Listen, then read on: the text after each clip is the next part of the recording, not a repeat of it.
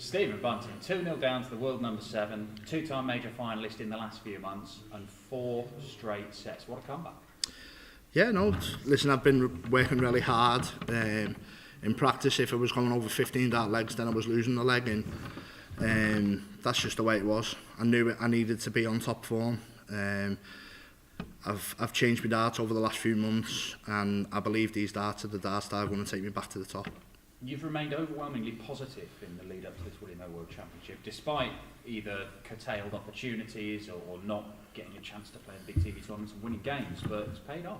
No, I believe you've got to stay positive. Obviously, after the positive COVID test, it was a really down time for me. Not just for me, but for my family.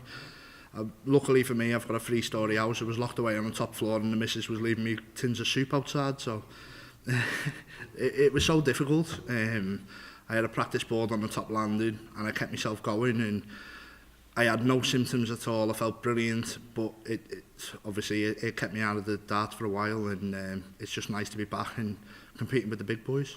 First 9 darts we've seen at the William O World Championship for half a decade. You seem more excited about it than he did. Well, to be fair, I'm not new to it now, am I? Dimitri did it to me in the Grand Slam, and now James done it to me.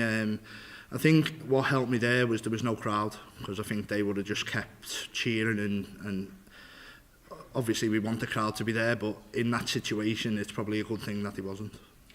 You're through now to the 4th round of the tournament, and this little section of the draw, nobody's reached the semi-final of the World Championship before. It's a massive opportunity for all of you. Listen, I've got a tough opponent in Ryan Searle ahead of me. Yesterday I said I had a tough opponent in James Wade ahead of me, and I'm not going to look any further. I need to do what I need to do. I need to make sure I've done exactly the same as what I did the last few times. Had an early night last night, felt brilliant this morning. Come here full of confidence. Had interviews with RTL 7, and they told me that 6 years ago to the day that I beat James Wade in the World Championship. So, listen, these things happen for a reason, and I'm just still glad to be in. Probably going to be a bit easier for you as you go through this tournament if you don't lose the first 2 sets every match, right? Yeah, it probably will be. If I can start the way I finish matches, I mean, even the same in the Andy Bolton match, I started really slowly, but listen, I know I've got it in my arsenal. I shouldn't really mention that team round here, but I've got it in my arsenal to keep playing well, and listen, we fight to the death. Beautiful, well played. Thank you. Stephen, congratulations. Just touching on what Dan said there about giving away the first 2 sets. When you were walking off for that break, were you scratching your head a little bit how you were 2-0 down? Yeah, obviously the first set I missed doubles. Then my plan was to come out strong, win the ball, come out strong, and obviously go in at the break either even or ahead. To go in 2-0 down, I was kicking myself a bit, but listen, it's best of 7 now. You give yourself that extra time to get back into the match, and I know that I have got the game to beat anyone, whether I'm 3-0, 4-0, 2-0, no matter what the result is. So I've just got to keep digging deep. Hopefully I don't put myself through that, and I can eventually go through the first couple of sets and win them. At 2-2, did you sense that James's game had dropped and he was there for the taking at that point?